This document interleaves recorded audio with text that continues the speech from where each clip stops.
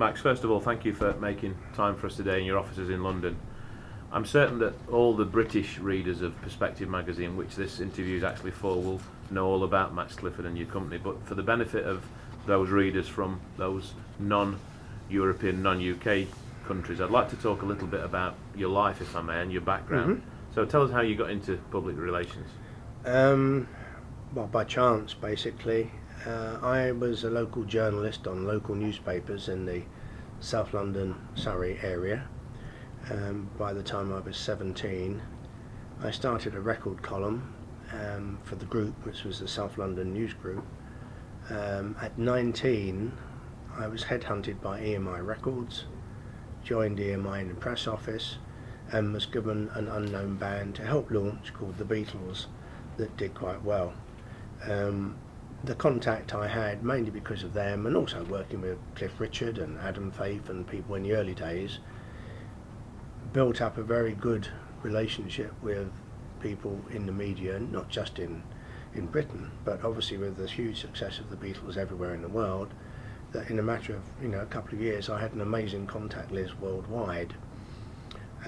Sid Gillingham, the chief press officer at EMI at the time, who's still a good mate and he's in his 80s now, taught me the importance of, you treat people the way you want to be treated. Obviously I'd worked on newspapers, I had an idea for good angles, news stories, press releases, but I was just extremely lucky. It was right time, right place, and obviously anybody in the early days that wanted any information on the Beatles had to come to the EMI press office. So my part in their success story was non-existent, but their part in my success story was huge. Nowadays, would it be fair to say, Max, that certainly from my own perspective, I probably know you better than some of the celebrities that you actually represent. What was the tipping point for you as far as that's concerned? When do you think that started to happen? I think it's been a combination of things, quite honestly. I think some of the major stars that I've worked with, the Beatles, Sinatra, Muhammad Ali, Marlon Brando, people like that. More recently, Simon Cowell, who's the biggest British star, TV star in America. People know that I'm the man behind, but I think increasingly, because of all the television, radio, media interviews I do worldwide about image, the stories behind the stories have helped obviously to make people more aware of me. I mean, in an average week I would probably do a dozen television interviews and maybe 20 press interviews about different subjects. Some for Britain, but some for America, Australia, BBC World, Asia, Europe. So over the last 20 years, increasingly I've become better known, so that when journalists from Scandinavia, from America, come to interview me about all kinds of things to do with image and PR, even though there's hundreds and thousands of PR people all over the world. It's just been, I think, a combination of things, really. But as you say, what it's meant is that I've become as well known as some of the people I represent. Thank you for that. Well, of course, today we're here to talk about the European timeshare sector. Now, I'd like, if I may, Max, just for a moment, to try and, if you can, switch your mind off as a PR expert and think of it as a consumer. When someone utters the word timeshare to you, if you can strip away your business experience, what's your knee-jerk reaction in your mind to the word timeshare? What images did it conjure up in your mind? Dodgy. Be careful. Warning signs. Because most of the exposure to timeshare, certainly in Britain, over the last 20 years has been critical, has been damaging, it's been exposés. And whether that's a fair representation or not, that's certainly the representation that timeshare has had in Europe, particularly in Britain. So I would think that just about any member of the public out there, particularly if they hadn't had previous experience of timeshare, would be naturally extremely wary. Have you personally experienced a timeshare presentation? No, I've not personally. I suppose because of who I am, people tend to give me a pretty wide berth. But I've had experience of various timeshare issues over the years on both sides. People have come to me to complain, and timeshare organisations have come to me to say this is unfair. So as normally happens in my life, you find yourself in the middle of both sides of the argument. There's a little opportunity for you. I'm going to be very cheeky and say that if we could get you the opportunity to go on a timeshare presentation, would you be happy to do that and give us your feedback? In theory, I mean, the problem I have is that with all the people I look after and the kind of things I'm in the middle of, I think I've got one evening in the next 3 months, up until Christmas, what with charity dues, and so I don't have a lot of time to do anything, is the honest truth. In principle, yeah, I mean, particularly if I was to take a TV crew along, it could be interesting. Well, let's consider that one for the future. Just on the same theme, Max, I think most adult consumers in this country at least, find themselves the target of direct mail and phone calls from timeshare operators. Although you've not experienced a timeshare presentation, have you had the direct mail? Have you had the phone call? Yeah, you've won a prize, and if you phone this number, and you're going to get one of these wonderful prizes. But I mean, I'd just throw it in the bin. I wouldn't even think about it, because most of the people I know that have experienced these kind of things, it's turned into a nightmare. Okay. Now, interestingly, we're in your office now, and we're looking around at all the pictures on the walls and the articles that you've been involved in, the headlines that have broken that you've played some hand in. What I see is lots of celebrities. What experience do you have, Max, in the area of industry or companies? Has there been anything that your company have done over the years in that particular area? Yes, I mean, we've done PR for property companies, we've done PR for banks, we've done PR for all kinds of businesses, and because it's the same media that you're working to, whether you're representing a major star or you're representing a major business. I suppose an easy example will be someone who British people would know, Gerald Ratner, who shot himself in the foot and destroyed a very successful business years ago.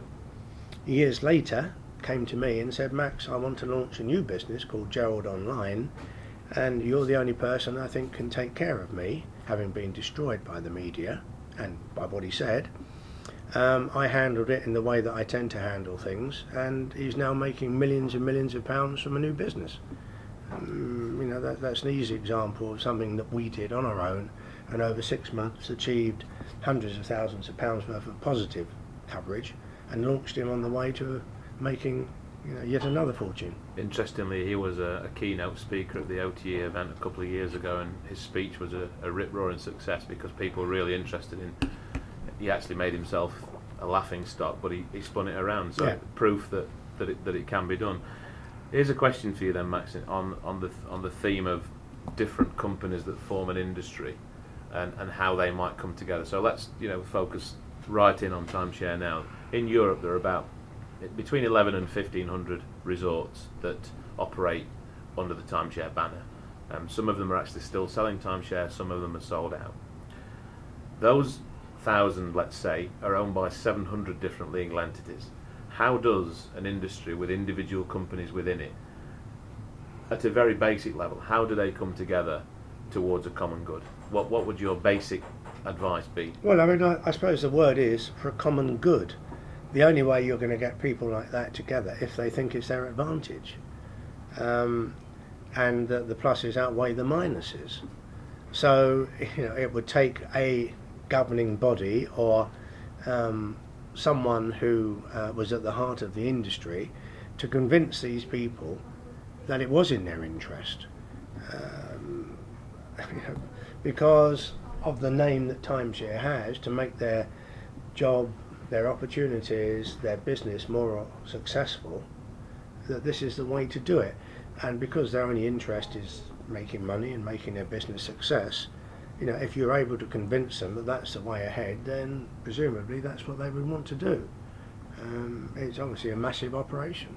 We're going to come on to that in a second, Max, in terms of the OTE, which is the trade association for the timeshare industry in Europe, who are actually doing a superb job in trying to change the perception of a consumer. But before we get on to them and what they're doing, and one of the tools that they've actually created, which we could use, I think, very well with the help of someone like yourself. I mean, the one thing I would say instinctively is I've never heard of them. That's interesting. In fact, again, we'll come on to a survey that was done about sort of recognition. So there's clearly a job there to be done. But what I would like to do, because it's again related to the same subject, is talk about other industries over the years, in my lifetime at least, that have had the same sort of troubled reputation. I'm referring specifically in years gone by to the double glazing industry that used to be on all the sort of TV programs. And in years gone by, things like life assurance. One of the things that I've observed that those industries had in common was this commission-only payment mentality for the people that are employed by the industry. What are your own views on industries that pay on a commission-only basis? Well, I mean, the obvious instinctive reaction is that it's all about success, and success equates to selling, not caring. So if your only interest is, the only way you're going to make money is by flogging as much as you possibly can, an awful lot of people are going to do everything possible to flog and say anything and everything possible, because they don't care about the consequences. It doesn't matter to them. So therefore, it's if you like, it's an irresponsible position. They've got nothing to gain by being ethical and honourable. Thank you. Back to the OTE and the superb work that they're starting to do. In April last year, they carried out a survey of existing timeshare owners, and I think the latest figures that I had, there were up to 30,000 respondents. 71% around about were delighted and very happy with timeshare, and 10% said that it was amongst the best thing that they'd ever done. Now that's just two statistics from that survey. There were very many more positives, such as the quality of the accommodation, the space in the apartments, the fact that it compares well financially if you were spending money every year on that level of accommodation in a hotel industry. What would someone like you do with a superb survey like that and a tool in the media? It's very simple. You make people aware of it. They're not aware of that. In my belief, in my instinct. So, what you need is that you can have the best message in the world, but if no one hears it, it doesn't do you any good. So you have to make very clear, and that comes down to the relationship someone has with the media. You've got to get them interested, you've got to make them interested, because a lot of them wouldn't be. I mean, good news isn't news in Britain today. So to make good news into news, you need something very special circumstances or a special relationship with the media. It's not easy, it should be, it isn't. We'd much rather expose and destroy than praise, and it sells papers. That's part of the British tradition, and marketing has shown that. So to get the positive things in, another obvious way is to get stars involved. Why? Because the media love stars and celebrities. I get coverage on all kinds of things purely by putting a star there. By taking Simon Cowell to look at a property that is owned by one of my clients in southern Spain, I get a double page spread in the Sunday Times. Take Simon Cowell out of the equation, not interested. Simple. So you do that. It's knowing your business. It's not a question of saying, well, this is how it should be. It isn't. I take stars to kids in hospices. They don't want to go, but I take them there. It's very good for their publicity. The kids don't know they don't want to be there. Everybody wins. I don't care the fact that they don't want to be there. I know what it's doing for the child, etc., etc., etc., the influence, the whatever. So it's exactly the same principle, that that there is a situation whereby if you've got someone, the right person, it's got to be the right person for the right development. We're looking for this market, we're looking for that market. He'd be great for that, she'd be perfect for this, they'd be totally wrong for that. That's all part of what I do. You take them there, you do a deal. Okay, we give you, or your family, or this or that, we give you X, Y, Z, fine. All we need is for you to come down, once a year or for a weekend and bit and pictures and do it, fine. And you get massive coverage, and people think, oh, it's good enough for them, good enough for me, or he's no fool. He knows what he's doing. So if he's signed up to it, it must be good. And more important, or just as important, the media want to write about it.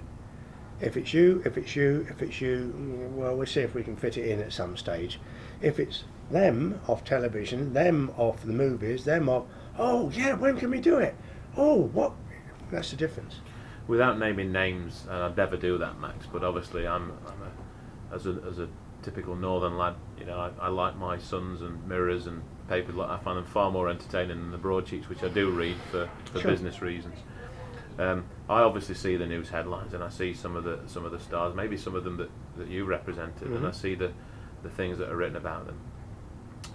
Without sort of naming names in terms of stars who potentially could be interested in endorsing timeshare, do you really think that there are probably some out there, if the price was right and they were comfortable with the product, that they would be prepared to put their name to it? I mean, it's not going to be a major, massive, you know what I'm saying. Yeah. But there's plenty of people out there that would fit the bill.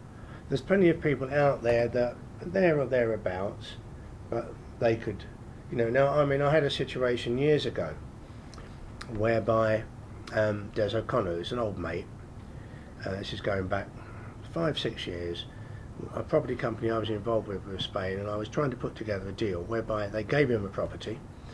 It was £1 million property, but it would have cost them 200,000 to build. And in return, he was going to do the odd interview because he's liked and respected and admired, no fault, etc., etc. I could have achieved hundreds of thousands of pounds worth of positive coverage out of that.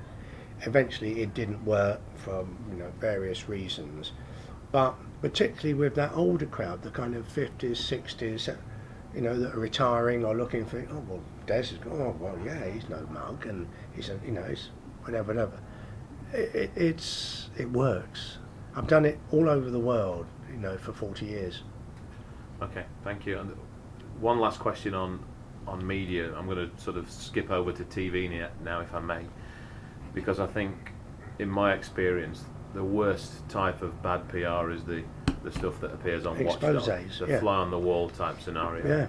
Yeah. And we've seen it for our industry. We've seen it, and to be fair, we've seen the fly on the wall type documentaries that are allegedly about timeshare, but they're actually not about timeshare. They're about something known as a holiday club, which is very different, because there's no property that people are buying, there's no bricks and mortar, it's fresh air, and there's a huge amount of summer money paid, and then the company disappear. That's not timeshare, but unfortunately it gets put in the same bracket. If there was an incident, Max, where a TV campaign happened like that, or a TV documentary like that happened, and the trade association, who do actually have a PR department, do look to do and attack these stories, what would you personally do for something so sort of severe as that, where 7 or 8 million viewers had seen it, which causes a real problem for our industry in terms of such volume? Well, I mean, you've got to go back long before then. That if I was representing the industry, representing the client, then I would be aware of what was going on. I would get to the producer. I would try to prove to them that it wasn't justified. Often I can do that, so it doesn't happen. That's the best form of damage limitation. Never appears, because you're able to show, and because you have that reputation or you have that relationship with. I know him to be a straight shooter. He's not going to be involved if they are. He would have looked into this himself and checked it out, etc., etc. That gives you a fighting chance. Okay, you send your people down, etc., etc., etc. You can see now. I know where this complaint's coming from, but you must understand the kind of person that's making this complaint. She complained about that, complained about this, complained about that, whatever, even complained about the weather, that we're responsible for. In other words, you then try to totally discredit the credibility of the people that are making those complaints. And again, often you can, because they're troublemakers, or because someone has had a bad deal and they're getting people to stir things up. The story behind the story. You use contacts. I use anyone, and I've got lots of contacts in all kinds of areas to get to the reality of it. You show the reality to the people, and the difference is also, okay, you can do this, and you can make a very interesting piece, and your readers will be up and whatever. We demand the right to reply. I'll come on the show, fine, stand up, but I'm also going to make sure that everybody can see exactly what's happened and the story that you didn't show and the story that you didn't tell, and I know I can do it. Okay. So it's not a one-way street. Does it mean I win every battle? Of course it doesn't, but what it means is that they know, that it isn't. They just can't walk all over you. You've got no defence. You're an easy target. That they're going to be held to account. On the subject of protection, Max, obviously it seems that I'm just being in your office here. We can hear the phone ring and we can pick up little bits, obviously in confidence. What percentage of stories that break without you actually getting to know about them? So I guess what I'm asking is, are there things that you see in the papers, headlines, that you think, shit, I wish I'd have known about that? Of course. Yeah, of course there are. I suppose that pretty much I would have a better chance than probably anybody else. And if it's my clients, then I would definitely know before it got to that stage. So I don't pick up things. I might pick up and think, oh, if I'd known that, I could have given them that, or I could have given them a much better, or I could have, or my clients could have got something off the back of that, because it ties in. That way. But in terms of picking up and saying, oh God, look what they've written about one of my clients. No. Yeah. Because they phoned me. Max, this is what we've got. So if I'm interpreting that correctly, Max, if there was a timeshare client out there and you were happy to work with them and they were on your, a client and formally on your database, there's a strong chance that if a story was about to break about them, you would have a chance to stop it, or make the best of it, or turn it around. If your timeshare operator is a crook, well, I wouldn't be involved in the first place. Absolutely no way. Yeah. But providing I believe, and all the information I have, etc., etc., that's why you need to be open. Shows that isn't the case. Of course you're going to get someone that's unhappy, of course you're going to get a problem, but you also get a lot of people that have that British attitude. I'll find something wrong. If there's everything right, if there's 90 things right and there's one thing wrong, that's the only thing you ever hear about. Well, those are the kind of people that I absolutely love to come up against, because there's plenty of them, and they destroy, or can destroy, the credibility, the reputation of people that don't deserve it. Final question, if I may, Max, and we're very grateful for the time you've given to us today. It's a personal one, but not too prying. It's back to holidays. What type of holidays does Max Clifford and his family like? What do you expect from accommodation, first of all, when you go away on holiday? Easy, just the very best of everything. No, I have a home in Spain, which is lovely, and I absolutely love. I've been having it now for about 7-8 years. It's quiet and it's close to everywhere, but I suppose because of the kind of people I look after, I'm in a slightly different situation. Plus I never have a holiday. I'm always working anywhere I am. But I'm in a fortunate position, is that if I want a suite in that hotel, and if I want it, they tend to give them to me. So you're spoilt. What do I look for? Somewhere that's got a lovely view, somewhere that's quiet but close to, and that's lovely and clean, and good food, guaranteed sunshine. Nothing much really. I'm very easily pleased. But that's really. I suppose I don't tend to go too far, because the years of flying all over the world a long time ago, and I resent all that wasted time. One of my clients is Bombardier, which is the biggest private jet company in the world, Canadian. I fly everywhere privately, or as much as I possibly can, because it takes all the aggravation. I get to Farnborough 20 minutes before the flight, I'm in the air. I get to the other end, which is normally Malaga, or the south of France, or the north of Italy, the lakes or whatever, and you walk through in 10 minutes. And the more aggravation you get from air travel, the more you want that. So that's why they're. But that's it really. I like people. I love chatting to people. I like the fact that the better known I become, the more and more people come up and want to have a chat and say hello. And do you always manage to make time for people, Max? Almost always. Well, you know what I'm saying. If you're up to your eyes in it, of course you say, I'm sorry, look, I'm absolutely, but I like talking to people, and normally people are great. You know, they come up to you in a restaurant, hello mate, how are you? And I sort of, what do you think about whatever, fine, yeah, that's it. I like that. I always have. I've seen quite a few of the interviews you've done on GMTV, and you always seem to do that from what looks like the garden at your house. Because I don't like getting out of bed in the morning. That's it. I hate it. I'm very good at sleeping, very bad at waking up. You know, I mean, I'm normally about 8-9 hours a night, and yeah, so I mean that's the deal. Yeah, okay, you can come down and set up, and then give me a call 5 minutes. I'll jump in the shower and put my shorts on and sit there, and then I'll go back to bed or whatever. So yeah, it kind of. Max, thank you so much for your very honest opinions and feedback. Hope it is of interest.